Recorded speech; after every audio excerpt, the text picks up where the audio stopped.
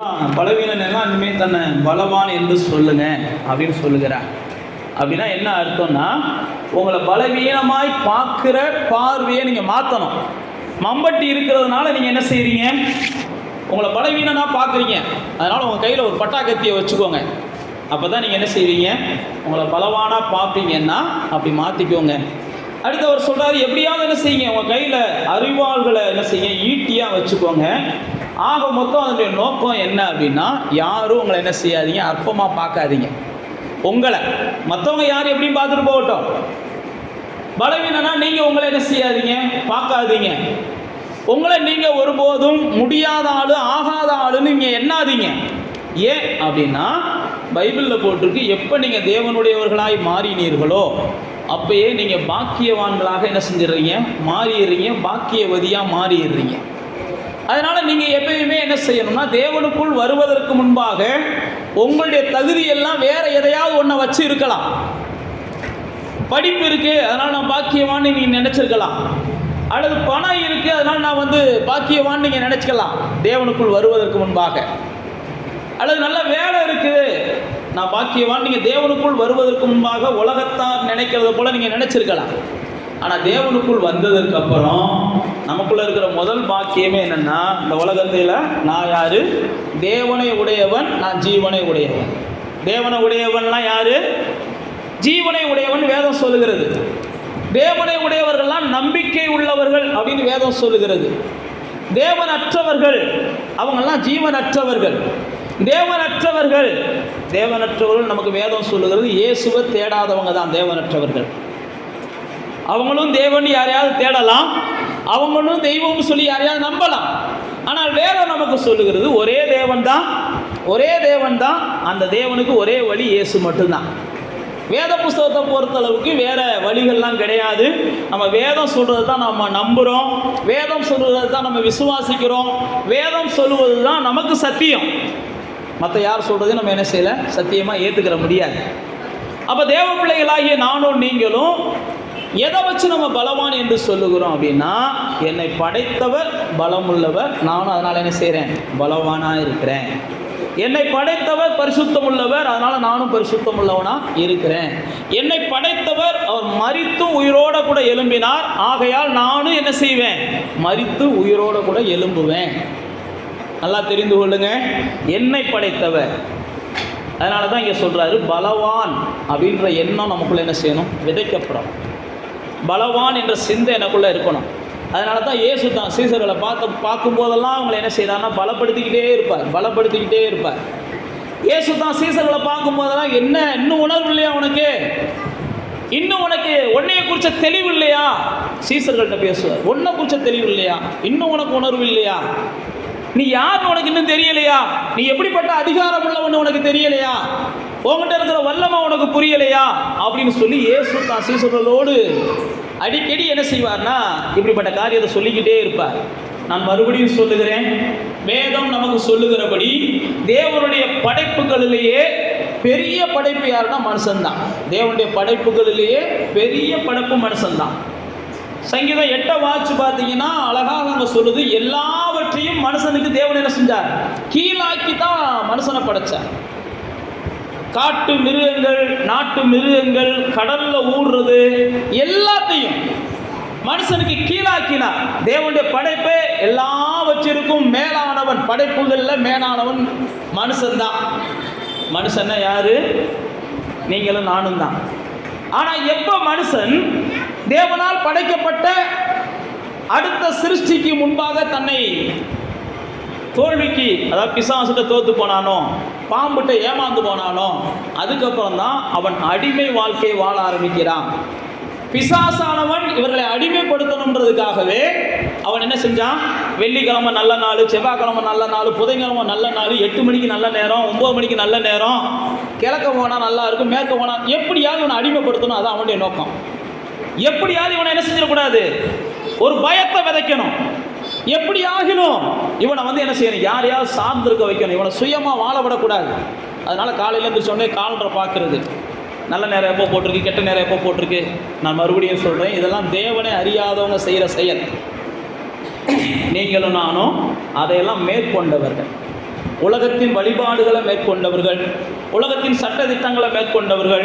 இந்த உலகம் பார்க்கிற எந்த பார்வையும் நாம் பார்க்கக்கூடாது. நாம் பார்க்க வேண்டியது ஒன்றே ஒன்று, எனக்கு ஒத்தாசை அனுப்பும் பர்வதங்களுக்கு நேராக என் கண்களை என்ன செய்கிறேன், ஏறெடுக்கிறேன். வானத்தையும் பூமியும் உண்டாக்கின கர்த்தருக்கு வந்து எனக்கு ஒத்தாசை வரும். அவர் என்ன செய்ய மாட்டார், என் கால்களை தள்ளாட விட மாட்டார். இந்த நிச்சயம் தான் நமக்கு. நம்ம முகமெல்லாம் எதை செஞ்சாலும் அவரை நோக்கி பார்த்துட்டு செய்யணும். ஒருபோதும் தேவ பிள்ளைகள் என்ன செய்யக்கூடாது. நான் மறுபடியும் சொல்லுகிறேன், தேவ பிள்ளைகள் நீங்கள் பஞ்சாங்கத்தை பார்த்துட்டு போனீங்கன்னா உங்கள் பக்கத்து வீட்டுக்காரனுக்கு பஞ்சாங்கம் கை கொடுக்கும், கண்டிப்பாக பஞ்சாங்கம் உங்களை வேதனைப்படுத்தும். தேவ பிள்ளைகள், நான் மறுபடியும் சொல்லுகிறேன், நீங்கள் ஜாதகத்தை பார்த்துட்டு எதையாவது செஞ்சீங்கன்னா அதே ஜாதகத்தை பார்த்து செஞ்சவே நல்லா இருப்பியா, நான் தேவ பிள்ளைகளுக்கு அது என்ன செய்யும், தீமையாக தான் முடியும்.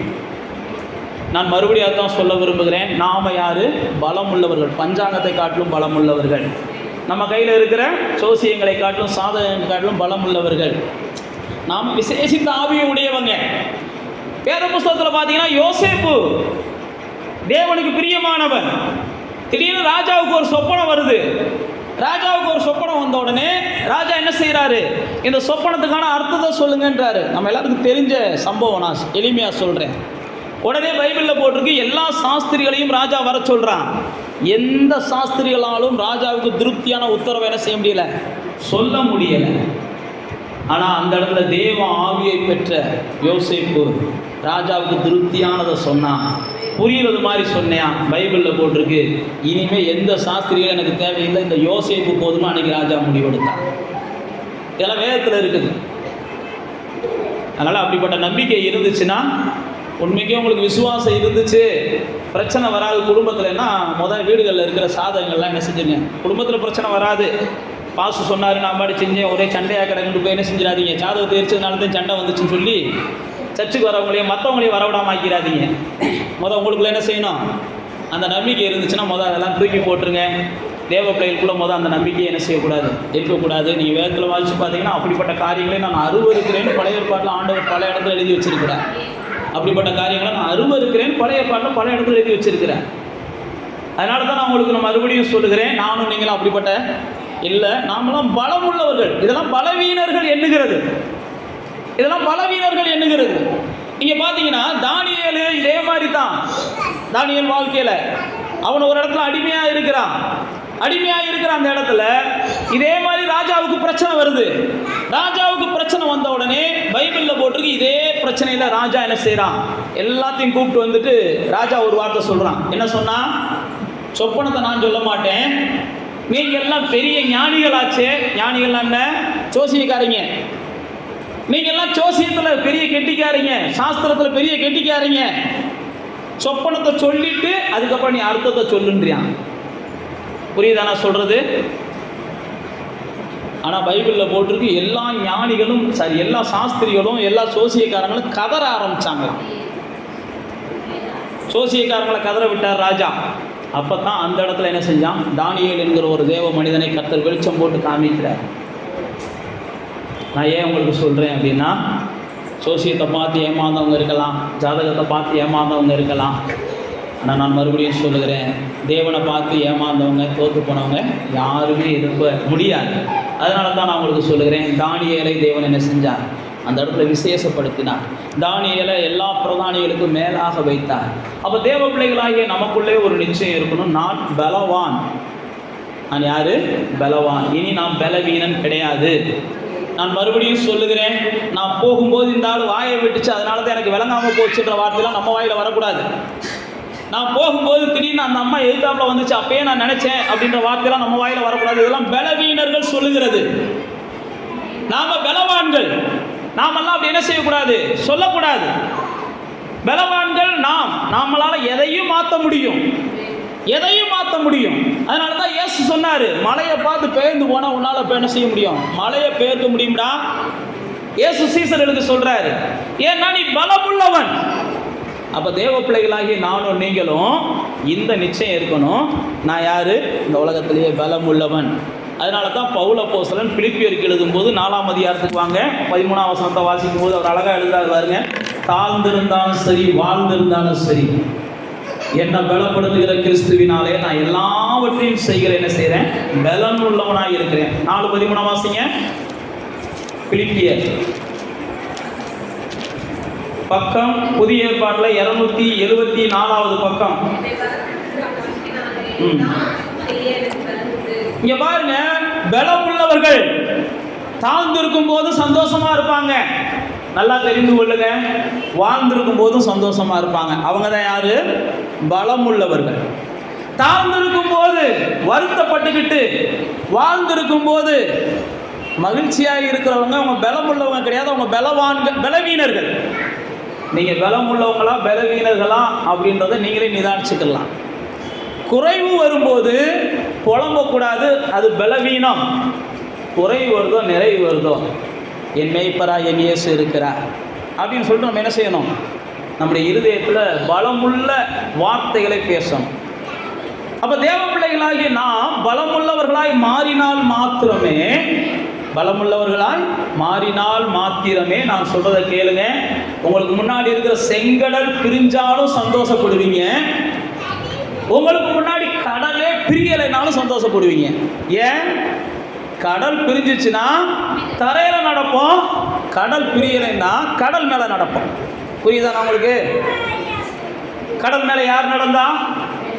பேதுரு நடந்தாரு, இயேசு நடந்தார். கடல் பிரிஞ்ச உடனே மோசே கூட்டம் நடந்துச்சு. பைபிள்ல போட்டிருக்கு, யோர்தான் நதி பிரியணும். அதுக்கு ஆண்டவர் யோசுவாட்ட சொல்றாரு, இந்த யோர்தான் நதி பிரியும், நீ கால் வச்சா போதும்ன்றாரு. உன்னுடைய ஊழியக்காரங்களை கூட்டு போய் என்ன செய்? காலவை உடன்படிக்கை பெட்டியோட யோர்தான் நதி பிரியும். நதியை பிரிப்பதற்கு எத்தனை அணை கட்டணும்னு கொஞ்சம் யோசிச்சு பாருங்க. நதியை பிரிக்கணும்னா அவ்வளோ சீக்கிரத்தில் பிரிச்சிடலாமா? இந்த பக்கமும் இந்த பக்கமும் ஓடிக்கிட்டு இருக்க நதி, அதை நதிக்கு ஊடி நம்ம பாதை வேணும் நம்ம ஊருக்கு வர்றதுக்கு. இதெல்லாம் எந்த பலமானாலும் செய்ய முடியுமா? கால் வச்ச உடனே என்ன செய்யும்? நதி பிரிஞ்சிடும். ஏன் நான் உங்களுக்கு சொல்லுகிறேன் அப்படின்னா, அந்த அளவுக்கு தேவன் உங்களை என்ன செய்கிறார்? பலவான்களா பார்க்கிறார். அதனால தான் இயேசு சீசர்களை பார்த்து சொல்றாரு, ஏன்டா காத்து இறைஞ்ச உடனே, கடல் பொங்குன உடனே ஏன்டா கதறீங்கன்றாரு. நம்ம வாழ்க்கையில சில நேரத்தில் சில சூழ்நிலைகள் நமக்கு எதிராக வரும். சில நேரத்தில் நமக்கு சில சூழ்நிலைகள் பாதகமாக வரும். சில நேரத்தில் நமக்கு சில சூழ்நிலைகள் நம்ம எதிர்பார்ப்பதை காட்டி என்ன செய்யும்? மோசமாக கூட போகும். ஆனால் நமக்குள்ள ஒரு நிச்சயம் இருக்கணும், எங்கே போனாலும் பெரிய தேசிங்கிறாசா இங்கே தான் என்ன செஞ்சாகணும்? வந்தாகணும். அப்படின்னா என்ன அர்த்தம்? எப்படி போகட்டும், முடிவு எனக்கு என்ன செய்யும்? ஆசீர்வாதமாக இருக்கும். என்ன வேணாலும் நடக்கட்டும், முடிவில் நான் பல மடங்கு நன்மை என்ன செய்வேன்? பார்ப்பேன். நான் பலவான், நான் தோற்று போக மாட்டேன். ஏன்னா நான் தேவனுடையவன். அதனால தான் இயேசு தான் சீசர்களை பார்த்து 5 அப்பம் இருக்கு 2 மீன் வச்சிருக்கிறாங்க, இவங்களை என்ன செய்யறதுன்னு கேட்குறாரு. உடனே அவங்க என்ன செய்யறாங்க? எல்லாத்தையும் அனுப்பி விட்டுருங்க, எங்காவது போய் சாப்பிட்டு வரட்டும்ன்றாங்க. ஏசு என்ன செஞ்சாரு? அப்படிலாம் அனுப்ப முடியாது, எல்லாத்தையும் உட்கார வச்சு நீயே சாப்பாடு கொடுன்ற. அவங்களை புரிய வைக்கணும். நீ யாரு? நீ பராக்கிரமசாலி. நீ யாரு? ஒரு விசேஷித்தாளு. நீ அதுக்கெல்லாம் என்ன செய்ய? 5000 பேர் இருக்கட்டும், 50,000 பேர் இருக்கட்டும், எத்தனை 1000 பேர் இருக்கட்டும், நீ யாரு? தேவனுடைய மனுஷன். நீ சொன்னா ஆகும், நீ கட்டளையிட்டா நிற்கும். உடனே நானும் நீங்களும் என்ன செஞ்சிடக்கூடாது? நாளைக்கு 50,000 ரூபா தேவை, இன்னைக்கு கையில் 50 ரூபா கூட இல்லை, உடனே 50,000 ரூபா தேவை, 50 ரூபா கூட இல்லை அப்படின்னு அழுதுகிட்டு இருக்கிறதுக்கு பதிலாக நானும் நீங்கள் என்ன செய்யணும்? ஆண்டவர் எனக்கு தேவை, அதை நான் கொடுக்கணுன்ற நிர்பந்தம் எனக்கு வந்துச்சுன்னா, யாரையாவது நிர்பந்தம் பண்ணியாவது என் வீட்டில் வந்து கொண்டு வந்து கொடுக்க வைப்பார். நாளைக்கு நான் அதை கொடுத்தா தான் என் வாழ்க்கை அசிங்கப்படாதுன்னு ஆண்டவருக்கு தெரிஞ்சுன்னா, எவனையாவது ஒருத்தர் தூங்க விடாம கொண்டு வந்து என்ன செய்வாரு? எனக்கு கொடுக்க வைப்பா. நான் நம்புறேன், என் தேவன் என்னை வெட்கப்படுத்த மாட்டான்னு நீங்க பேசணும். அதுக்கு பதிலாக நீங்க என்ன செஞ்சிடக்கூடாது? எங்க ஆண்டவரை தேடினேன் பாஸ்டர், கை கொடுக்க மாட்டேன்ட்டார் பாஸ்டர், நானும் உபவாசம் போட்டேன் பாஸ்டர், நடக்க மாட்டேன்ருச்சு பாஸ்டர் அப்படின்னீங்கன்னா அழுதுகிட்டே கிடங்க. பாஸ்டர் ஒரே வார்த்தையில் சோமடிக்கிறோம் சிஸ்டர்ட்டு ஒதுக்கிடுவார். அவ்வளோதான், வேறு என்ன செய்ய முடியும்? அப்போ தேவ பிள்ளைகளே, நீங்கள் பாருங்கள், எலியாட்ட ஆண்டவர் சொல்கிறாரு, நீ போடா அங்கே போய் ஆத்தாங்கரைக்கிட்ட போயிடுறான்றாரு. அவன் ஒரு வார்த்தை கூட கேட்கல. ஆத்தாங்கரைக்கு போயிடா, அந்த கஞ்சிக்கு என்ன செய்கிறது அப்படிலாம் கேட்கல. பைபிளில் போட்டிருக்கு, நீ ஆத்தாங்கரைக்கு போ, காகம் கொண்டு வந்து கொடுக்கணும்னு ஆண்டவர் சொல்கிற. அதே மாதிரி காகம் கொடுக்குது. ஒபதியா என்கிற ஒரு மனுஷன் சொல்லுகிறான் எலியாட்ட, இங்கே வரு, நீ வாட்டுக்கு ராஜாட்ட சொல்லிட்டு போயிட்ட, ராஜா வந்து தீர்க்கதரிசி எல்லாம் கொல்ல சொல்றியான். நான் என்ன செஞ்சேன் தெரியுமா? ஒரு 50 பேத்துக்கு ஒழிச்சு கஞ்சி ஊற்றிக்கிருந்தேன்றியான். யார் இவன்? ராஜாவுடைய பிஏ, ராஜாவுடைய பிரதானி. அப்போ தேவ பிள்ளைகளுக்கு ஏதாவது ஒரு பஞ்சம் வருதுன்னு வைங்க, ராஜாவுடைய பிரதானி ஒளிச்சு வந்து நைட் நமக்கு கொடுத்துட்டு போறது கூட கர்த்தரால் என்ன செய்ய முடியும்? தேவ பிள்ளைகளை விசாரிக்க முடியும். ஏன் நான் உங்களுக்கு சொல்லுகிறேன்னா, நீங்க யாரு? பலமுள்ளவர்கள நிச்சயம் உங்களுக்குள்ள வரணும். அப்படியே சொல்றாரு, உபதியா சொல்றாரு எலியாவை பார்த்து, எலியா இந்த மாதிரி நீ வாடி சொல்லிட்டு போயிட்ட, பெரிய பிரச்சனை, தேவ பிள்ளைகளை எல்லாருக்கும் பஞ்சமும் பசியுமா இருக்கிறாங்க. ஆனா நான் மட்டும் என்ன செஞ்சேன், ஒரு 50 பேர்த்த ஒழிச்சு வச்சு ராஜாவுக்கு தெரியாம கஞ்சி ஊற்றிக்கிட்டு இருந்தேன். ஏன் நான் உங்களுக்கு வேதம் சொல்லுகிறதுனா, இப்படியெல்லாம் நீங்களும் நானும் என்ன செய்யணும்? பலமுள்ளவங்களாம் இருந்தால் தான் கர்த்தர் நம்மளை கொண்டு இந்த பூமியில் பெரிய காரியத்தை செய்ய முடியும். பைபிளில் பார்த்தீங்கன்னா உபாகமத்தில் ஆண்டவர் சொல்றாரு, பயந்தாங்குழியெல்லாம் என்ன செய்ய, யுத்தத்துக்குள்ளேயே கொண்டு போகாதவங்கெல்லாம் பிரித்து அனுப்பி விட்டுருன்றாரு. பயந்தாங்குழியெல்லாம் யுத்தத்தில் இல்லை, ஆண்டவர் வாழ்க்கையில் பயன்படுத்தவே மாட்டார். எதுக்கு எடுத்தாலும் பயப்படுற மக்களாக நம்ம இருக்கக்கூடாது. பயந்தாங்குழியெல்லாம் யுத்தத்துக்கு வேண்டாம், அவங்களை பிரித்து விட்டுருன்னு மோசையிட்ட சொல்கிறாரு. அதே மாதிரி தான் கிதியோன்ட்ட சொல்றாரு, சிலர் என்ன செய்யறான், நக்கி குடிக்கிறான், சிலர் மொண்டு குடிக்கிறான், இவங்க எல்லாம் சேண்டா, இதுல ஒரு பாதி கூட என்ன செஞ்சிரு, பிரிச்சு விட்டுரு. ஏன் வேதம் இதெல்லாம் நமக்கு சொல்லி வச்சிருக்குன்னா, நீங்களும் நானும் என்ன செய்யணும்? பலமுள்ளவர்கள் அப்படின்ற மன எண்ணத்தில் நமக்கு வரணும். என்னை பலப்படுத்தினவர் இயேசு. பைபிளில் போட்டிருக்கு, தன் மனதை அடக்கிறவன் தான் யாராம்? பலமுள்ளவன். அந்த வசனத்தை கூட வாசிங்க, நீதிமொழிகளின் புஸ்தகம் 16ஆம் அதிகாரம் 32வது வசனத்தை வாசிங்க. நீதிமொழிகளின் புஸ்தகம் 16ஆம் அதிகாரம் 32வது வசனம் வாசிங்க சத்தமா.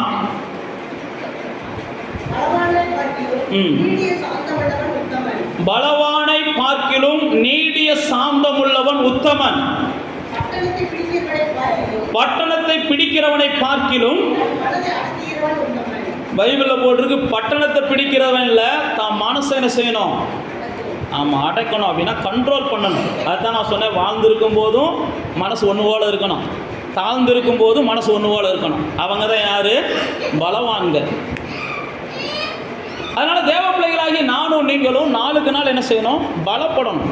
அதனால தான் எபேசியர் 6ஆம் அதிகாரத்தில் பவுல் அப்போஸ்தலன் சொல்லும்போது சொன்னால், நீங்கள் பலப்படுங்கள். நீங்கள் பலப்பட்டால் தான் சாத்தானோடு எதிர்த்து நிற்க முடியும். எபேசியர் 6ஆம் அதிகாரத்துக்கு வாங்க. நீங்கள் பலப்படணும். பலப்படலைன்னா நீங்கள் சாத்தானோடு எதிர்த்து நிற்க முடியாது. என் சகோதரரே அப்படின்னு சொல்லி அவன் ஆரம்பிப்பான் பாருங்க. 6ஆம் அதிகாரம் 10ஆம் வசனத்தில் கடைசியாக, என் சகோதரரே கர்த்தரிலும் அவருடைய சத்துவத்திலும் வல்லமையிலும் நீங்க என்ன செய்யுங்க? பலப்படுங்க. அப்பதான் நீங்க என்ன செய்வீங்க? பிசாசின் தந்திரங்களோடு எதிர்த்து நிற்க திராணி உள்ளவங்களா மாறுவீங்க. நீங்க பலப்படல அப்படின்னா பிசாசு உங்களை பூச்சாண்டி காமிச்சுக்கிட்டே இருப்பான். நீங்க பலப்படல அப்படின்னா பிசாசு உங்களை ஏதாவது ஒரு வகையில தொல்லை கொடுத்துக்கிட்டே இருப்பான். நான் மறுபடியும் சொல்லுகிறேன், தேவனுடைய பிள்ளைகள், உங்களுக்கு எதிராக சிங்கம் வருதா? அப்போ நீங்க நினைக்கலாம், இந்த சிங்கத்தை என்னால் என்ன செய்ய முடியும்? கிழிச்சு போட முடியும். சிம்சோன் செஞ்சான். சிங்கம் வந்த உடனே சிம்சோன் என்ன செய்யல? பயப்படலாம். இல்ல, பைபிள்ல போட்டிருக்கு, அவன் மேல தேவ ஆவியான இறங்குனாரு, உடனே சிங்கத்தை கிழிச்சு போட்டான்னு போட்டிருக்கு. இன்னைக்கே போய் வீட்டுக்கு முன்னாடி நாய் குலைச்சிக்கிட்டே இருக்கு, அந்த நாயை கிழிச்சிருவோம்ல, யாரும் என்ன செஞ்சிடாதீங்க. இதெல்லாம் ஆவிக்குரிய அர்த்தத்தில் சொல்றேன். வீட்டுக்கு முன்னாடி எங்கேயாவது போகும்போது நாய் குலைச்சிக்கிட்டே இருக்கு, அதை முதல் என்ன செய்வோம்? பாஸ்ட் இன்னைக்கு தான் சொல்லி விட்டுருக்காருன்னு சொல்லி, பாஸ்ட் மானத்தை கப்பலை ஏற்றிடாதீங்க, 10 பேரத்தை வச்சிருக்கேன், புரியுதா? அங்க சிம்சோன் மேல தேவாவி வந்துச்சு. அப்ப தேவாவி வந்த உடனே அவன் என்ன செஞ்சானா? சிங்கத்தை பிடிச்சி கிழிச்சான். பயப்படலாம் இல்லை. ஏன் நான் உங்களுக்கு சொல்லுகிறேன் அப்படின்னா, சிங்கத்தை என்னால் கிழிக்க முடியாது பாஸ்டர் அப்படின்னா என்ன செஞ்சிடறாரு? சிங்கத்தின் வாயை கட்டி போட்டாராம். யாருக்கு? யாருக்கு? ஆமாம்.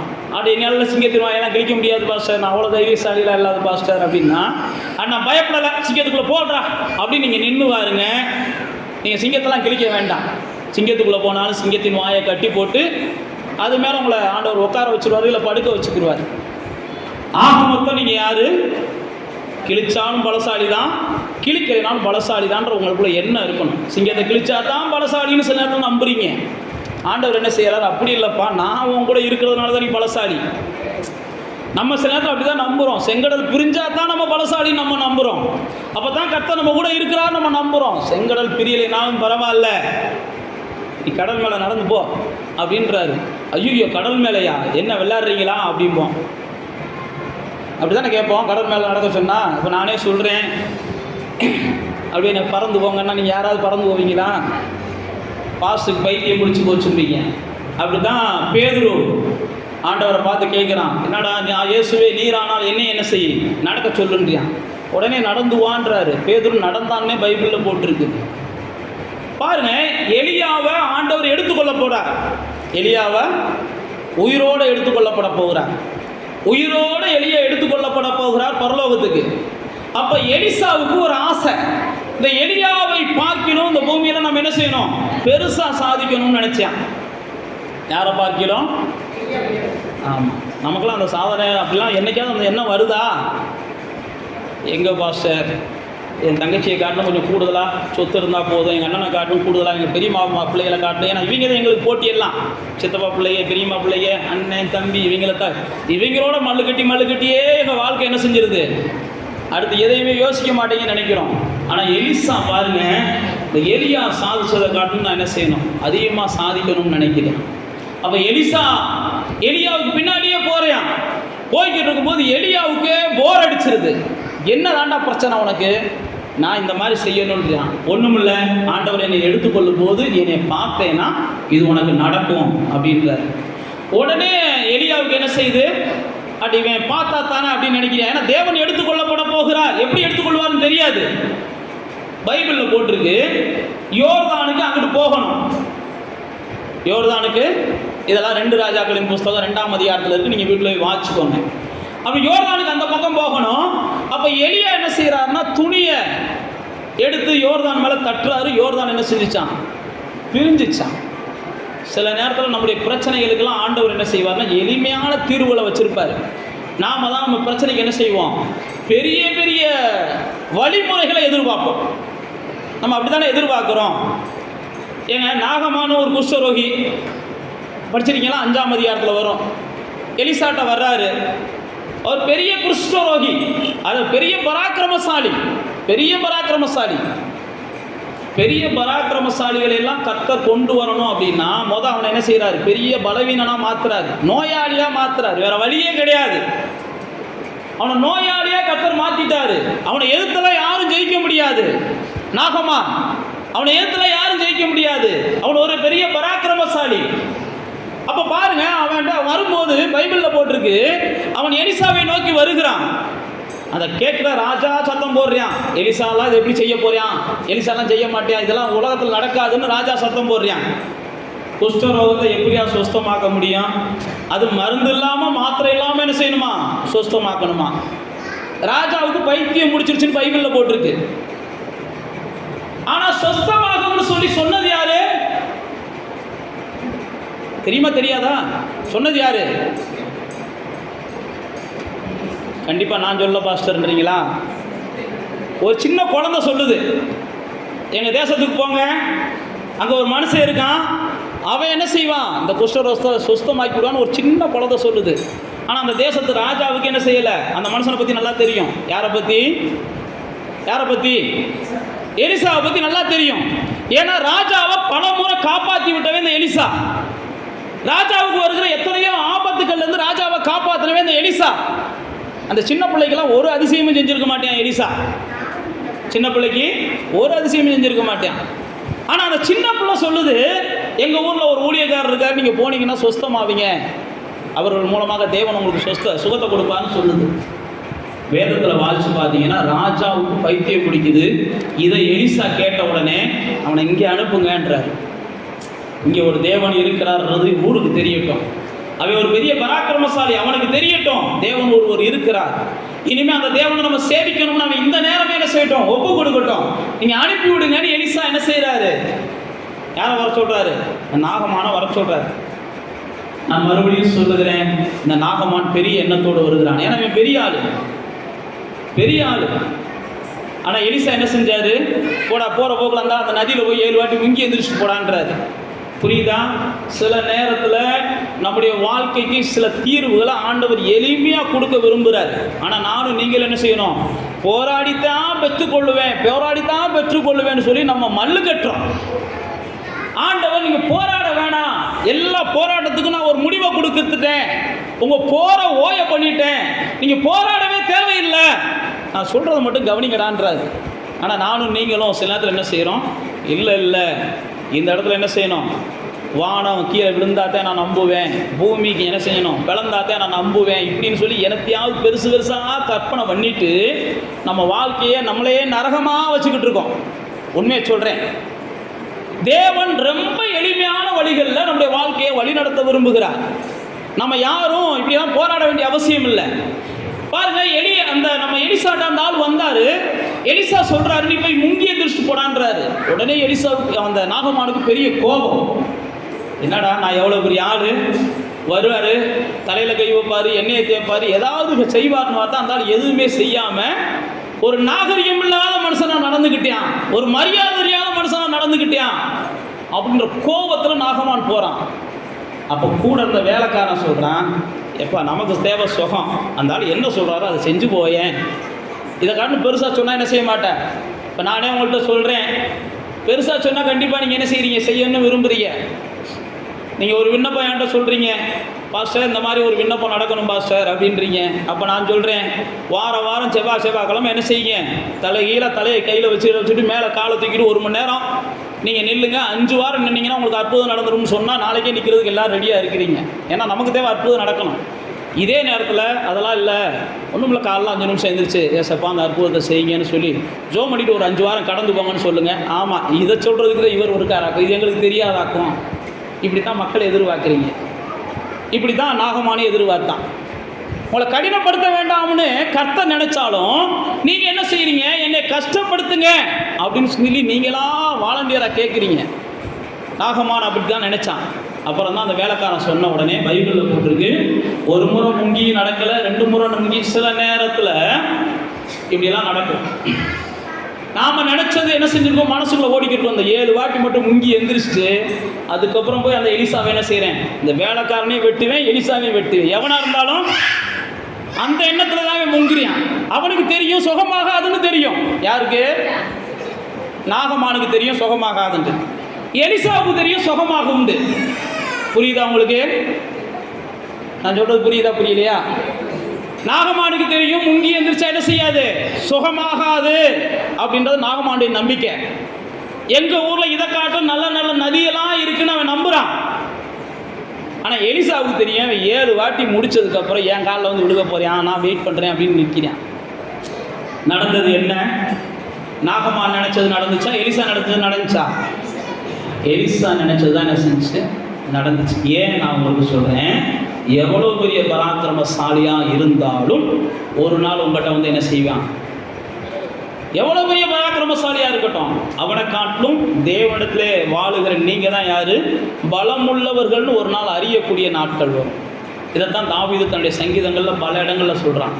பலவான்களை எனக்கு கீழாக்குனீங்க, ஜனங்களை எனக்கு கீழாக்குனீங்க, என்னிலும் பலமாக இருந்தவர்களை எனக்கு கீழாக்குனீங்க, எனக்கும் பலமாக இருந்த சத்துருக்களை எனக்கு கீழாக்குனீங்க. நீங்கள் 18ஆம் சங்கீதத்தை வாசி பார்த்தீங்கன்னா அதில் பல வார்த்தைகள் சொல்லுவான். என் பலனாகிய கர்த்தாவே நான் உங்களிடத்தில் என்ன செய்கிறேன், அன்பு கூறுகிறேன்னு ஆரம்பிப்பான். ஆரம்பிச்சுட்டு தான் சொல்லுவான், என்னை பலப்படுத்தி என் கால்களை பலப்படுத்தி நீங்கள் என்ன செய்வீங்க, மான் கால்களை போல மாற்றுவீங்கம்மா.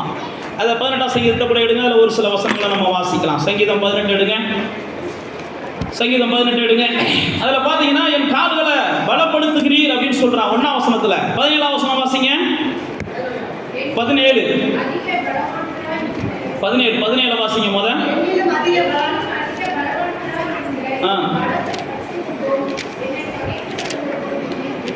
பாருங்க, என்னிலும் அதிக பலவான்களாக இருந்தவர்களை, என்னை பகைக்கிறவர்களை அப்படின்னு சொல்லி அவன் அந்த 17ஆவது சங்கீதத்தில் 17ஆவது வசனத்தில் சொல்லுகிறான்.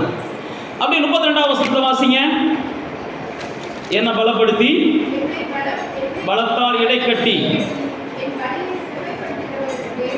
அப்படி 47 வாசிங்க. அவர் எனக்காக பழிக்கு பழி வாங்கி ஜனங்களை எனக்கு கீழ்ப்படுத்தி, அவரே என் சத்துருக்களுக்கு என்னை விலக்கி விடுவிக்கிறவர், எனக்கு விரோதமாக எழும்புகிறவர்கள் மேல் என்னை உயர்த்தி கொடுமையான மனுஷனுக்கு என்னை தப்புவிக்கிறார் அப்படின்னு சொல்றான். எனக்கு விரோதமாக எழும்புறவன் பலவான், ஆனா அவனுக்கு மேல என்ன உயர்த்துவார். இது யார் சொல்றா? தாவீது சொல்றான். எதை வச்சு சொல்றான்? அவனுக்கு தெரியும், ஆயுதங்களோடு வந்த கோலியாத்தை எனக்கு கீழாக வீழ்த்தினவர், ஆயுதங்களோடு வந்த கோலியாத்தை எனக்கு கீழாக வீழ்த்தினவர். அதுக்கு முன்னாடி அவன் சொல்றான், எதுக்கு முன்னாடி? கோலியாத்தை வீழ்த்துறதுக்கு முன்னாடி. கவனிச்சா தான் உங்களுக்கு புரியும். ஒரு முறை சிங்கம் வந்துச்சு. சிங்கத்துக்கு இனி ஆண்டவர் என்ன செஞ்சார்? ஆமாம், தப்பு வச்சார். அந்த சிங்கத்திலிருந்து ஆட்டுக்குட்டியை பறிக்க வச்சார். கரடி வந்துச்சு, பறிக்க வச்சார். அதே போல் இந்த கோலியாத்திலிருந்து இந்த ஜனங்களை என்னை காப்பாற்ற வைப்பார். புரியுதா நான் சொல்கிறது? இப்படி யார் நம்புனா? யார் நம்புனா? தாவீது எதை வச்சு நம்புனா? அவன் ஒரே வார்த்தையில சொல்றான், என்னை பலப்படுத்துகிறவர், அவருடைய நாமத்தை கொண்டு நான் என்ன செய்கிறேன்? வருகிறேன். அப்போ தேவ பிள்ளைகளே, நீங்களும் நானும் நமக்கு முன்னாடி கோலியாத்து மாதிரி சூழ்நிலை இருந்தாலும், நான் ஏற்கனவே சொன்னேன் பாருங்க, சாதாரணமாக யோசிங்க. கோலியாத்தை வீழ்த்தணும் அப்படின்னா 9 நாள் பாஸ்டிங் இருக்கணும்னு சொல்லி ஏதாவது ஒரு புத்தகத்தில் படிக்கக்கூடாது. கோலியாத்தை வீழ்த்தணும் அப்படின்னா முழங்காலே நான் 3 ரவுண்டியை வீட்டை என்ன செய்யணும்? சில நேரத்தில் இப்படிலாம் தோணும். உங்களுக்கெல்லாம் தோணியிருக்கான்னு தெரியல, எங்களுக்கெல்லாம் ஒரு காலத்தில் தோணுச்சு. எப்படியாவது இந்த பூமியை மாற்றணும் அப்படின்னா அப்படிலாம் செய்யணும்னா நாங்கள்லாம் ஒரு காலத்தில் செஞ்ச ஆளுக தான். அந்த சொன்ன பைத்தியம் ஒன்று தான் பிடிக்கல. அப்போ தேவ பிள்ளைகளே, நான் சொல்கிறேன், உண்மையை சொல்கிறேன், நான் பொய்யெல்லாம் சொல்லலை. சோப்பு போடாமல் வாழ்ந்து எப்படியாவது சாதிச்சிடலாமான்னு ஒரு காலத்தில் சோப்பு போடாமல் வாழ்ந்த நாட்கள் இருக்குது. செருப்பு போடாமல் வாழ்ந்து ஏதாவது சாதிச்சிடலாமா அப்படின்னு சொல்லி செருப்பு போடாமல் அலைஞ்ச நாட்கள் இருக்குது. இதெல்லாம் ஏன்னா எப்படியாவது ஆண்டவர் இறக்கம் காமிக்கணும், எப்படியாவது ஜனங்களை ஆண்டவர் கொண்டு வரணும், எப்படியாவது நம்முடைய ஊழியத்தை என்ன செய்யணும், டெவலப் பண்ணணும்னு சொல்லி பைத்தியக்காரத்தனமாக வாழ்ந்த நாட்கள்லாம் இருக்குது. இல்லைன்னா நாங்கள் சொல்ல மாட்டேன். ஏன் இதை நான் உங்களுக்கு சொல்லுகிறேன் அப்படின்னா, இப்படித்தான் சில நேரத்தில் தேவனுடைய சத்தத்துக்கு செவி கொடுக்காம நம்ம மனுஷன் மூளையில் தோணுகிறதையே நாம் என்ன செய்கிறோம்? யோசிச்சு யோசிச்சு யோசிச்சு யோசிச்சு டயர்டாயிரும். தாவீது அப்படிதான் பாருங்க, எதுவுமே யோசிக்கல. கல்லை வச்சு என்ன செய்யறான்? அவனை கொல்ல விரும்புறான். எல்லாரும் சொல்றான் ஆயுதத்தை எடுறான்றான். எல்லாரும் அதை எடுறா, இதை எடுறா, இதை எடுறான்றான். 1000 ஆலோசனை சொல்லுவாங்க. நான் மறுபடியும் சொல்லுகிறேன், 1000 ஆலோசனைகள் சொல்லி உங்களை குழப்பத்துக்கு உள்ளாக்கிடுவாங்க. எந்த ஆலோசனையும் இல்லை. நீங்கள் நேரம் என்ன செய்யுங்க? எனக்கு ஆலோசனை தருகிற கர்த்தாவே அப்படின்னு நின்று பாருங்க. எளிய ஆலோசனையை கொடுப்பார். உன் கையில் இருக்க கல்லை தூக்கி என்ன செய்ய? ஒரு சுற்றி அவனை அடின்றார். உடனே என்ன செஞ்சிருது? பட்டுன்னு அடிக்கிறான், பட்டுன்னு விழுந்துடுறான். ஏன் நான் உங்களுக்கு சொல்லுகிறேன்னா, தேவனுடையவர்கள் தங்களுடைய பலனை வீணாக செலவழிப்பதை கர்த்தர் விரும்புகிறதில்லை. தங்களுடைய தேவனுடையவர்கள் தங்களுடைய நாட்களை வீணாக கழிப்பதை கர்த்தர் விரும்புகிறதில்லை. தேவனுடையவர்கள் வீணாக கண்ணீர் வடிப்பதை கர்த்தர் விரும்புகிறதில்லை. தேவனுடையவர்கள் வீணாக கவலைப்படுறதை கர்த்தர் விரும்புகிறதில்லை. அதனால தான் இயேசு சொல்றார், கவலைப்படுறதுனால நீ என்னத்தை சாதிக்க போற? ஒரு முழத்தை கூட்ட முடியுமா? ஒரு முழத்தை குறைக்க முடியுமா? உன்னை விசாரிக்கிறவராய் அவர் இருக்கிறபடினால அவர் மேல உங்க கவலையெல்லாம் என்ன செஞ்சிரு? வச்சிரு. இதெல்லாம் வேதத்தில் நமக்கு சொல்லுது. இப்ப பாருங்க, எலிசாவும் எலியாவும் என்ன செய்யறாங்க? போயிடுறாங்க. எலிசா என்ன செய்யறாரு? பரலோகத்துக்கு எடுத்துக்கொள்ளப்படுகிறார். எலியா எடுத்துக்கொள்ளப்படுகிறார். எலிசா பார்த்துக்கிட்டே நிற்கிறார். நீங்க பைபிள்ல வாசிச்சு பார்த்தீங்கன்னா, இப்ப எலிசாவுக்கு என்ன பிரச்சனை? எலியா எடுத்துக்கொள்ளப்பட்டார். எலிசாவுக்கு என்ன பிரச்சனை? யோர்தானை எலியா இருக்கும்போது தாண்டிட்டோம். யோர்தானை எலியா இருக்கும்போது தாண்டிட்டோம். இப்போ எலியா போயிட்டாரு, திரும்ப யோர்தானை தாண்டி வரணும். என்ன செய்யறது? நீங்களா இருந்தா நானா இருந்தா என்ன செஞ்சிருப்போம்? மோசக்கார எலியாவே, நாசக்கார எலியாவே, சாகுறப்ப என்னை கெடுத்துட்டு செத்துட்டியடா. விசுவாசம் இல்லாத மக்கள் அப்படித்தான் பேசுவோம். என்ன நதிக்கு இந்த பக்கம் கொண்டு வந்து விட்டவேன், போறப்பயாவது என்ன செஞ்சிருப்போம்? நீ அந்த பக்கம் கொண்டு போய் விட்டுருக்கலாமேடா. நீங்களா இருந்தால் நானாக இருந்தால் விசுவாசம் இல்லாதவர்கள் அப்படித்தான் பேசி பேசியே நம்ம என்ன செய்கிறோம்? வாழ்க்கையை வீணாக்குறோம். எலிசா என்ன செஞ்சாரு?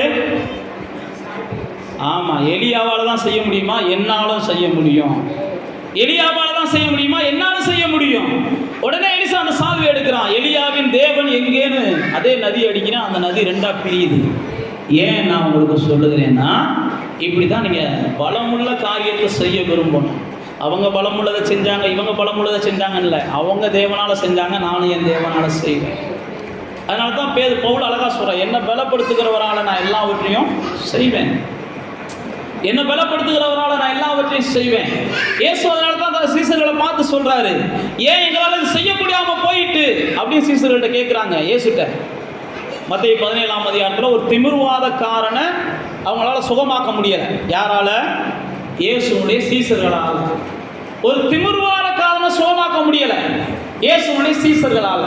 நான் மறுபடியும் சொல்லுகிறேன், இயேசுவோடு கூட இருந்த சீசர்களால் ஒரு திமிர்வாதக்காரனை சுகமாக்க முடியலை. ஆனா அதே இயேசுவோட இருந்த சீசர்கள் இயேசுட்ட என்ன செய்யறாங்க? வானத்திலிருந்து அக்கினி இறக்கி இவனை அழிச்சிருவோமான்னு கேட்கிறாங்க. புரியுதா சொல்றது? நல்ல விஷயத்துக்கு நம்பிக்கை இல்லை, கெட்ட விஷயத்துக்கு விசுவாசிகளுக்கு அவ்வளோ நம்பிக்கை இருக்குது. என்னைய ஆண்டவர் வாழ வைப்பார்ன்ற நம்பிக்கையை காட்டிலும் என்னைய காயப்படுத்துகிற உன்னை ஆண்டவர் சாக வைப்பார்ன்றதுல மட்டும் விசுவாசம் கரெக்டாக என்ன செய்கிறோம்? வச்சிடும். புரியுதா புரியலையா? என்னை காயப்படுத்துகிறவனை சாக வைப்பார்ன்றதுல விசுவாசிக்க சொன்னால் எல்லாரும் ஆமேன்னு சொல்லிடுவோம்.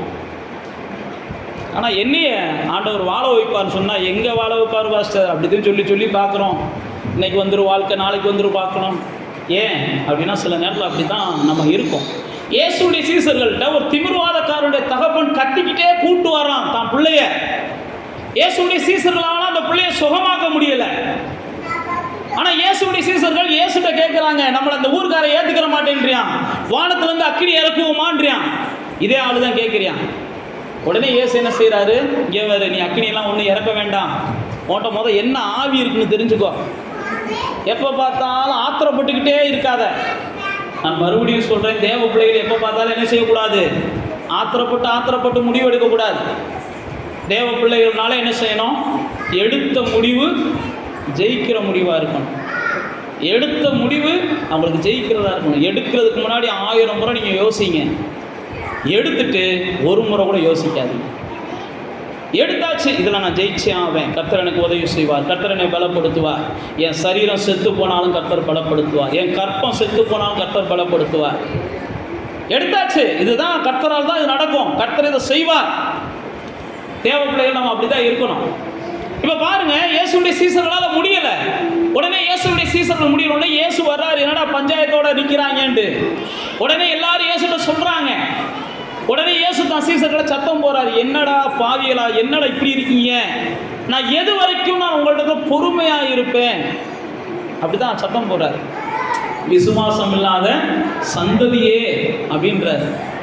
அப்போ தான் சீசர்கள் கேட்குறாங்க, ஏன் எங்களால் முடியலை? அப்போ தான் இயேசு சொல்றாரு, கொஞ்சோன்னு விசுவாசம் வச்சேன்னா உன்னால் மலையை மாற்ற முடியும்டா, கொஞ்சோன்னு விசுவாசம் வச்சேன்னா உன்னால் மரத்தை மாற்ற முடியும்டா, கொஞ்சோன்னு விசுவாசம் வச்சேன்னா எந்த மனுஷனையும் உங்களால் மாற்ற முடியும். அதுக்கு மட்டும்தான் விசுவாசம் வரமாட்டேங்குது. அதை நீங்கள் கொண்டு வாங்க, எந்த மனுஷனையும் மாற்ற முடியும்.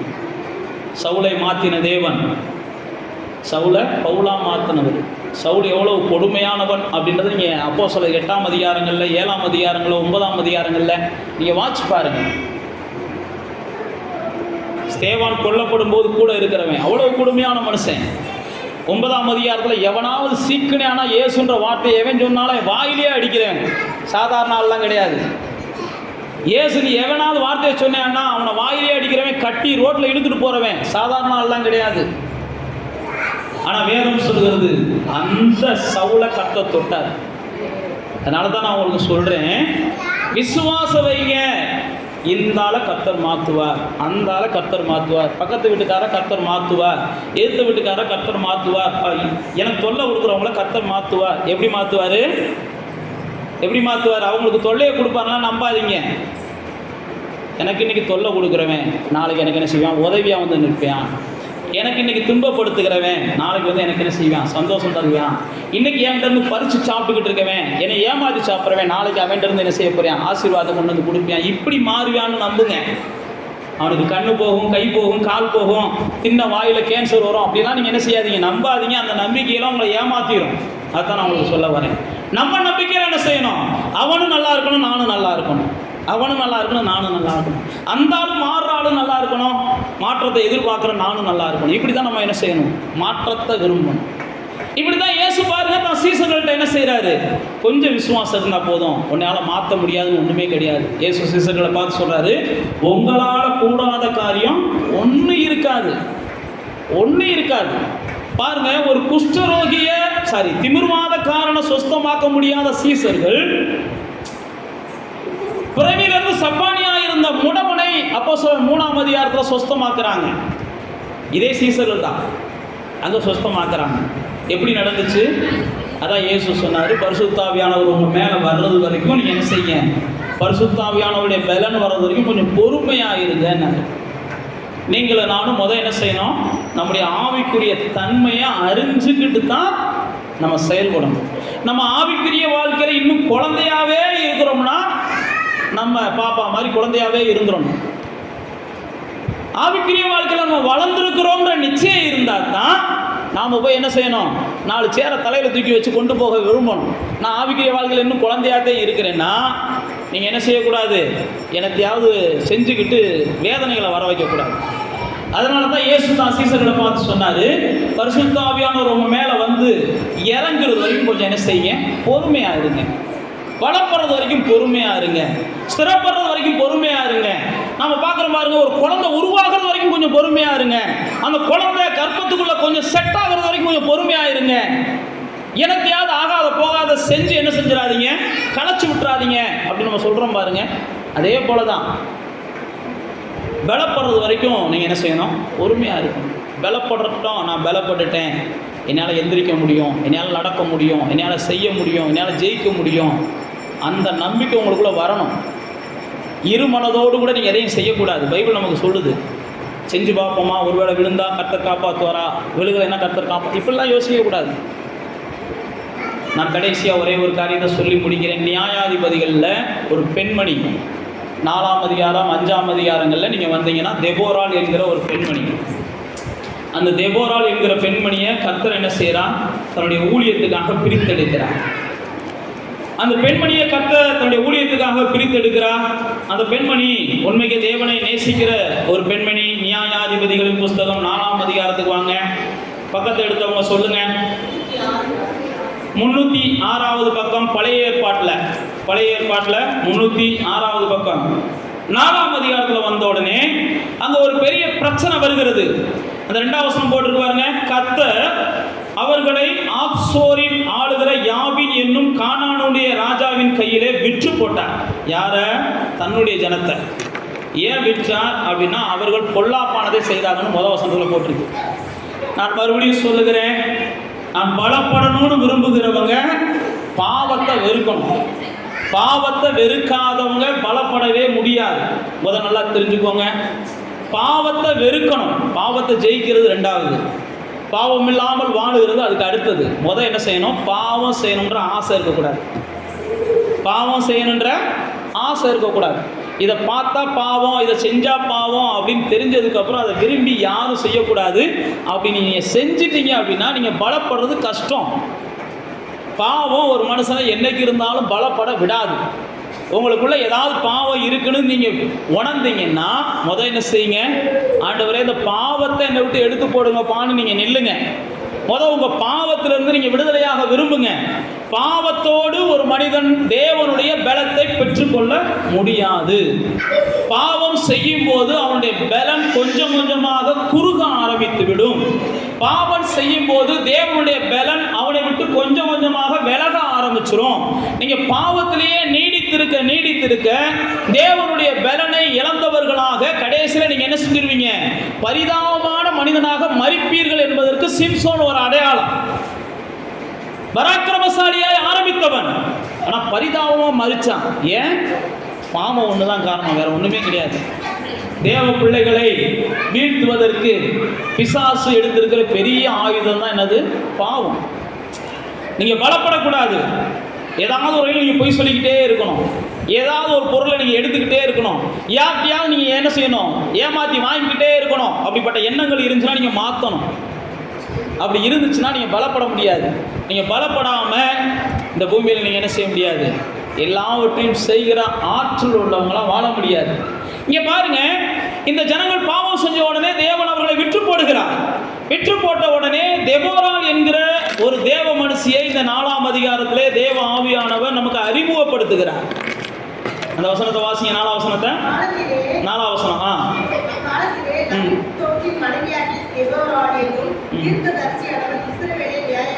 பாருங்க, ஒரு தீர்க்கதரிசியை ஆண்டவர் எழுப்புகிறார்.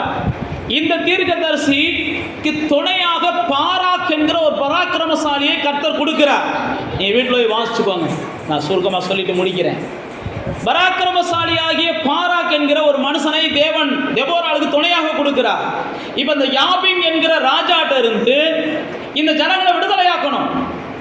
எனதுக்கு தேவன் தேவ ஊழியர்களையும் தேவனுடைய வார்த்தைகளையும் தேவனுடைய கூட்டத்தை ஏற்படுத்துகிறார்னா நீங்கள் எல்லாம் என்ன செய்யணும்? பிசாசின் கையில் அகப்படாமல் நீங்கள் வாழணும்.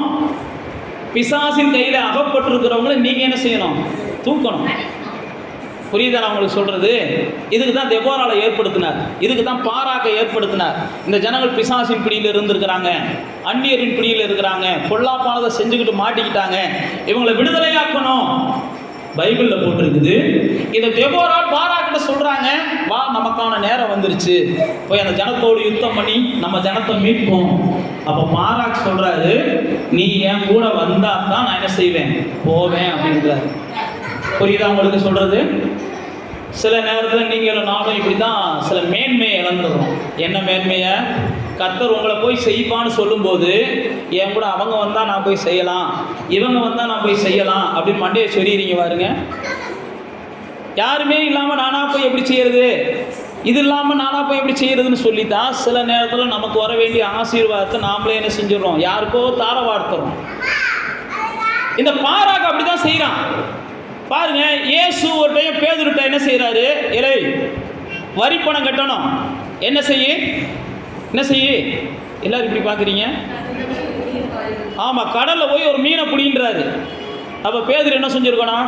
இங்கே வர ஆண்டவரே, போய் கடலில் போய் மீனை பிடி, பணத்தை எடு, இதெல்லாம் நமக்கு தெரியாது, நீ வா, இப்படி தானே சொல்லியிருக்கணும். இப்போ நம்மளாக இருந்தால் அப்படி தானே செய்வோம். ஆண்டவரே, நான் போய் மீனை பிடிச்சி பணத்தை எடுக்கிறதெல்லாம் கூடாது, நீங்கள் வந்துட்டீங்கன்னா நல்லா இருக்கும் தலைவரே அப்படின்னு கூப்பிடுவோம். அவர் தானே தலைவர். ஆனால் பேதுரு என்ன செஞ்சார்? அதெல்லாம் ஒன்றும் சொல்லல. அவர் வாட்டி போனார், மீனை பிடிச்சார், இயேசு சொன்னார், திறந்து பார்த்தார், உள்ளே என்ன இருந்துச்சு? பணம் இருந்துச்சு. இப்படித்தான் செஞ்சால் நமக்கு சரித்திரத்தில் இடம் கிடைக்கும். அதை விட்டு போட்டு இல்லை இயேசு பிடிக்க சொல்லியிருக்காரா, வாடா இல்லை யோவானே, யார்? பேதுரு அந்த 12 சீசர்களை கூப்பிட்டுருந்தாருன்னு வைங்க. இல்லை யோவானை வாடா, இல்லை யாக்கோப்பு வாடா, இல்லை இவனை வாடா, அவனை வாடாடா. நம்மளாக இருந்தால் அப்படி தான் செய்வோம். நானே சொல்லிடுறேன் உங்கள்கிட்ட, சிஸ்டர் போங்க அந்த பேங்க்கில், கனரா பேங்க்கில் அமௌண்ட்டில் பணம் இருக்கான்னு தெரியாது, இந்தாங்க ஏடிஎம் கார்டு எடுத்துகிட்டு போய் கரண்ட் பணத்தை கட்டிட்டு வாங்கன்னு சொல்லிடுறேன்னு வச்சுக்கிடுவோம். பணம் இருக்கானே தெரியாதான், இப்போ எடுத்துகிட்டு போய் பணத்தை என்ன செய்ய கட்டிட்டு வாங்கன்றாரு. எனத்துக்கு அவர் சொல்கிறது பொய்யா இருந்தாலும் இருக்கும். நீங்கள் வாங்க சிஸ்டர், நீங்கள் வாங்க சிஸ்டர்னு 2 பேர்த்த சாட்சி கூப்பிட்டு போவோம். ஏன்னா இயேசு மேலே என்ன செய்யணும்? குற்றம் வரணும், நம்ம மேலே குற்றம் வந்துடக்கூடாது. ஆனால் பேதுரு என்ன செஞ்சார்? நம்மளை மாதிரிலாம் யோசிக்கலை. ஏன்னா நம்ம மூளையெல்லாம் வேறு மூளை, பேதுரு மூளை சாதா மூளை போல. புரியுதா புரியலையா? அப்படி தான் என்ன செஞ்சார்? பேதுரு செஞ்சு சாதிச்சார். ஆனால் அந்த பாராக்கு என்ன செஞ்சிட்டாரு? செய்ய தவறிட்டார். செய்ய தவறினதுனால தான் அந்த அம்மா சொல்கிறாங்க, தெபோரால் சொல்கிறாங்க, நீ கூப்பிட்டதுக்காக நான் கூட வர்றேன், ஆனால் அந்த வெற்றிக்கு நீங்கள் என்ன செய்ய முடியாது? சொந்தம் கொண்டாட முடியாது. இந்த வெற்றி ஓம் பேரில் பதிவிடப்படாது. இந்த வெற்றிக்கு இன்னொரு ஆள் தான் உரிமை. அதுவும் என்ன செய்ய போகுது? நீ பயந்து கூப்பிட்டவாறு ஒரு பொம்பளையால, அதே ஒரு பொம்பளையாளால் தான் உனக்கு வெற்றி கிடைக்க போகுது. ஆம்பளை நீ செய்ய மாட்டேன்ற, ஆனால் உன்னால் எதெல்லாம் நீ செய்ய முடியாதுன்னு நினைக்கிறியோ அதெல்லாம் ஒரு பொம்பளை வச்சு நான் செஞ்சு காமிக்கிறேன்டான்னு ஆண்டவர் என்ன செஞ்சார்? ஒரு பராக்கிரமசாலி உன்னால் செய்ய முடியலைன்ற சாதாரண சுத்தியில் வச்சு கல் உடச்சிக்கிற பொம்பளை வச்சு நான் மண்டையை உடைக்கிறேன் பாடுறான்ட்டு என்ன செஞ்சார்? மண்டையை உடச்சி காமிச்சார். பராக்கிரமசாலியோட மண்டையை. பைபிள் அப்படி தான் போட்டிருக்கு. ஏன் நான் உங்களுக்கு சொல்லுகிறேன்னா, அவன் எவ்வளோ பெரிய பராக்கிரமசாலியாக இருக்கட்டும், எனக்குள்ளே இருக்கிற தேவன் அவனை காட்டிலும் பெரியவர், இந்த உலகத்தில் இருக்கிறவனை காட்டிலும் பெரியவர். என் கூட மோதுகிறவனை அவர் என்ன செய்வார்? பார்த்து கொள்வார். ஏசு சொன்னார் பாருங்க, இங்கே வர இந்த மலை மேலே மோதுனா ஓ மண்டை உடையும். ஏசு சொல்கிறார், என் மலை மேலே மோதுகிறவனுக்கு சேதம், இந்த மலை எவன் மேலே விழுந்தாலும் அவனுக்கு தான் சேதம், ஆனால் அந்த மலைக்கு சேதம் கிடையாது அப்படின்னு ஏசு சொல்கிறாரு. அதே மாதிரி நீங்களும் நானும் சொல்லணும், இங்கே நான் தேவனுடையவன்.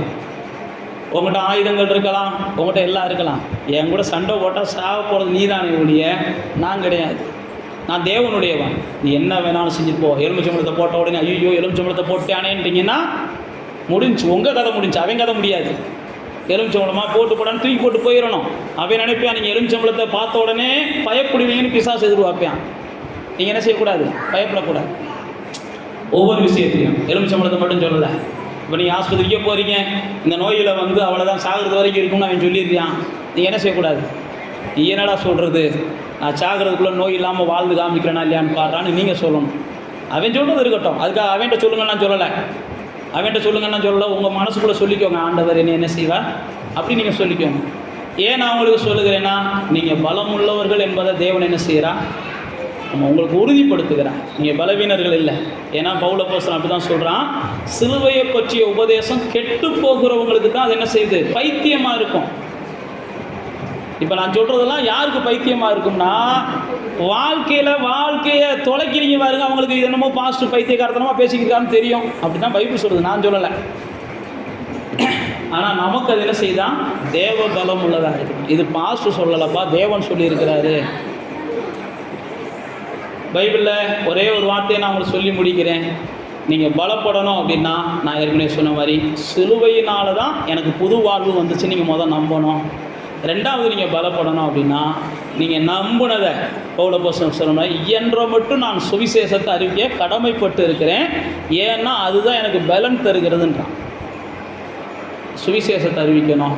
உங்களை பலப்படுத்துகிறது தேவன். நீங்கள் பலப்பட்டவர்கள் என்ற நிச்சயத்தோடு நீங்கள் ஒவ்வொன்றையும் எதிர்கொள்ளுங்கள். எதையும் பயந்துக்கிட்டே எதிர்கொள்ளாதீங்க.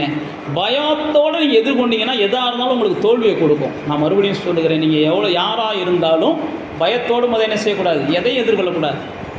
காற்றாக இருக்கட்டும், கடலாக இருக்கட்டும், போராட்டமாக இருக்கட்டும், வியாதியாக இருக்கட்டும், பிரச்சனையாக இருக்கட்டும், தேவையாக இருக்கட்டும், எதுவாக இருக்கட்டும், என்னை பலப்படுத்துகிற தேவனாலே எல்லாவற்றையும் நான் செய்வேன், நான் பலம் உள்ளவன் அப்படின்ற நிச்சயத்தோடு எதிர்கொள்ளுங்க. நிச்சயமாக கர்த்தர் உங்களை பலப்படுத்தி பெரிய காரியங்களை செய்ய வைப்பார். அப்படியே கண்களை மூடி தேவனை நோக்கி பாருங்கள். பலவான் என்று உங்கள் உள்ளத்தில் சொல்லுங்கள், நான் ஒரு பலவான், கர்த்தர் என்னை பலப்படுத்தி இருக்கிறேன். எதிரிகளை காட்டிலும் நான் பலம் உள்ளவன், பிரச்சனைகளை காட்டிலும் நான் பலம் உள்ளவன், நோய்களை காட்டிலும் நான் பலம் உள்ளவன், என் தேவைகளை காட்டிலும் நான் பலம் உள்ளவன். நான் பலம் உள்ளவன். நான் யாருக்கு முன்னாடி போய் நிற்கக்கூடிய சூழ்நிலை வந்தாலும் அந்த இடத்துல நான் என்ன முடிவெடுக்கணும்னு எனக்கு கர்த்தர் காண்பிப்பார். எவ்வளோ பெரிய கூட்டத்துக்கு முன்பாக போய் நான் நிற்க வேண்டிய நிர்பந்தம் வந்தாலும் அந்த கூட்டத்தில் என் தலையை கர்த்தர் என்ன செய்வார், உயர்த்துவார். என் கொம்பை கர்த்தர் உயர பண்ணுவார். அதனால் அங்கே போய் நிற்கிறேன், இங்கே போய் நிற்கிறேன்லாம் யோசிக்காதீங்க. ராஜாக்களுக்கு முன்பாக நிற்க வேண்டிய சூழ்நிலை வந்தாலும் நில்லுங்க. பஞ்சாயத்து தலைவர்களுக்கு முன்பாக நிற்க வேண்டிய சூழ்நிலை வந்தாலும் நில்லுங்க. எந்த சூழ்நிலையிலையும் பயப்படாமல் நில்லுங்க. வெற்றி என் பக்கம் இருக்குது. நிச்சயமாக எனக்கு மேன்மை கிடைக்கும். கர்த்தர் என்னை பலப்படுத்தி இருக்கிறார். நான் எந்த அநியாயமும் செய்யலை என்பதை கர்த்தர் அறிவார். தானியேல் சொல்கிறான் பாருங்க, தேவனுக்கும் உமக்கு முன்பாக எந்த நீதிக்கேடும் நான் செஞ்சதில்லை. அதனால தான் என்ன செய்கிறேன், சிங்கம் எனக்கு முன்னாடி படுத்து கிடக்குது. சிங்கத்தின் வாயை தேவன் கட்டி போட்டிருக்கிறார். சிங்கத்தை கிழித்த அதே சிம்சோன் பாவம் செய்ய ஆரம்பித்த உடனே அவனால் ஒன்றும் சாதிக்க முடியலை. கடைசியில் தேவனுடைய இரக்கத்தை பெற்று அவன் பெரிய சாதனையாளனாய் மாறினான். அதனால் நான் மறுபடியும் சொல்கிறேன், பாவத்தில் யாரும் நீடிச்சிருக்காதீங்க. பாவம்னு தெரிகிற காரியங்களை உதறிடுங்க. பாவம்தான் பைபிள் பிரகாரம் உங்களுக்கு கொல்லும், அல்லது உங்களுக்கு மரணத்தை கொடுக்கும், உங்களுக்கு இகழ்ச்சியை கொடுக்கும், உங்களை பலவீனப்படுத்தும். இன்றைக்கி பாவம் நம்மளை சுற்றி படுத்து கிடக்குது. வாசப்படியில் படுத்து கிடக்கிற மாதிரி படுத்து கிடக்குது. நம்ம எங்கிட்டு போனாலும் ஏதாவது ஒரு ரூபத்தில் பாவம் செய்ய வேண்டிய நிர்பந்தத்தை இன்றைக்கி இந்த உலகமும் பிசாசும் நமக்கு ஏற்படுத்துகிறாங்க. நான் மறுபடியும் சொல்லுகிறேன், நான் தேவனுடையவன். அன்றைக்கி யோசேப்பு சொல்கிறான் பாருங்கள், நான் எப்படி பாவம் செய்வது தேவனுக்கு விரோதமாக? நீங்கள் பாவம் செய்ய மாட்டேன்னு சொல்லத்தான் உங்களுடைய பலம் அதிகரிக்கும். உங்கள் பலம் அதிகரிக்கும். நான் பாவத்தில் நிற்க மாட்டேன்னு சொல்லத்தான் உங்கள் பலம் அதிகரிக்கும். உங்கள் பலம் அதிகரிக்கத்தான் உங்கள் மூலமாக கர்த்தர் பெரிய காரியங்கள், பராக்கிரமமான செயல்களை கர்த்தர் செய்வார். பராக்கிரமமான செயல்களை கர்த்தர் செய்வார். நீங்கள் உங்களை எப்பயுமே பலம் உள்ளவங்களாக பாருங்கள். நீங்கள் உங்களை பலமுள்ளவங்களாக பார்த்தீங்கனாலே உங்களை பார்க்குற எதிரியும் உங்களை பார்த்து பயப்படுவாங்க. நீங்கள் பலமுள்ளவர்கள் என்ற நிச்சயத்தோடு வாழ்ந்தீங்கன்னா சாத்தானும் உங்களை பார்த்து பயப்படுவான். பவுலையும் அறிவேன், இயேசுவையும் அறிவேன்னு சாத்தான் சொன்னான். இப்போ பவுல் துரத்துனா நான் ஓடிடுவேன், இயேசு துரத்துனா நான் ஓடிடுவேன், நீ யாரா என்னை துரத்தன்னு சொல்லி அன்னைக்கு பிசாசை துரத்தின மனிதர்களை பிசாசு துரத்தினான்னு பைபிளில் போட்டிருக்கு. தெபோரால் சொல்கிறாங்க, பலவான்களை நான் மிதிக்கும்படி மேற்கொள்ளும்படி எனக்கு கர்த்தர் உதவி செஞ்சான்னு சொல்கிறாங்க. நான் தேவனுடையவன், நான் பலமுள்ளவன். எனக்கு மிஞ்சின பலமுள்ளவன் இந்த பூமியில் கிடையாது. எனக்கு மிஞ்சின, நான் தேவனுடையவன். எனக்கு மிஞ்சின மந்திரவாதம் எனக்கு விரோதமாக செஞ்சிட்டு போ, அல்லது எனக்கு விரோதமாக ஏவலை விடுறியா விட்டுட்டு போ, என்ன பண்ணிட்டு போ, நான் தேவனுடையவன். நான் அதுக்கெல்லாம் பயப்படுற ஆளே கிடையாது. பொய்யான குற்றச்சாட்டா, நான் தேவனுடையவன்.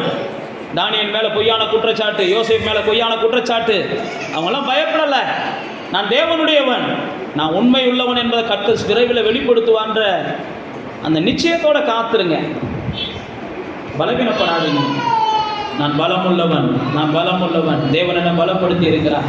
என்னை பலப்படுத்துகிற கிறிஸ்துவினாலே நான் எல்லாவற்றையும் செய்வேன், எல்லாவற்றையும் செய்வேன். வாழ்ந்திருக்கவும் தெரியும், தாழ்ந்திருக்கவும் தெரியும். இரவு வந்தாலும் பகல் வந்தாலும் அல்லது எந்த சூழ்நிலை வந்தாலும் நான் சந்தோஷமாக இருப்பேன் அப்படின்னு சொல்லி நிச்சயத்தோடு இருங்க. கர்த்தர் உங்களை பலப்படுத்துவார். பிதாவே, மரித்து உயிரோடு கூட எழும்பின இந்த இயேசுவின் நாமத்தினால இந்த பலவீனமான மனநிலையில் யார் இருந்தாலும் இப்பொழுதே அவர்கள் பலப்படட்டும் என்று நாங்கள் ஆசீர்வதிக்கிறோம். அவங்களுடைய சரீரங்களில் பலனை கொடுங்க, சிந்தைகளில் பலனை கொடுங்க, அவருடைய யோசனைகளில் பலனை கொடுங்க. இயேசுவின் நாமத்தினால அவர்களை சந்தேகத்துக்கு உட்படுத்துகிற எல்லா வல்லமைகளிலிருந்து அவங்களை விடுதலையாக்குங்க.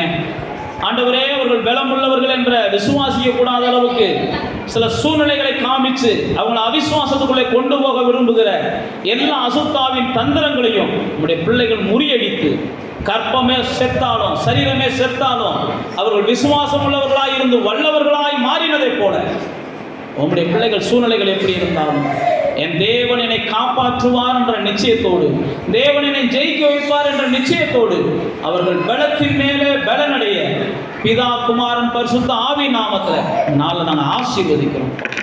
பலவீனர்களை கொண்டு பலவான்களை வெட்கப்படுத்துகிற தேவன், பைத்தியக்காரர்களை கொண்டு ஞானிகளை வெட்கப்படுத்துகிற தேவன், இந்த சுவிசேஷத்தை விசுவாசிக்காத ஜனங்களுக்கு முன்பாக நம்முடைய பிள்ளைகள் ஒருபோது வெட்கப்பட்டு போகாதபடிக்கு இந்த சுவிசேஷத்தை விசுவாசிக்கிற இவர்கள் மேலானவர்களாக, மேன்மையானவர்களாக இந்த பூமியில வாழ்ந்திருக்க தேவன் உதவி செய்வீராக என்று நாங்கள் ஆசீர்வதிக்கிறோம்ப்பா.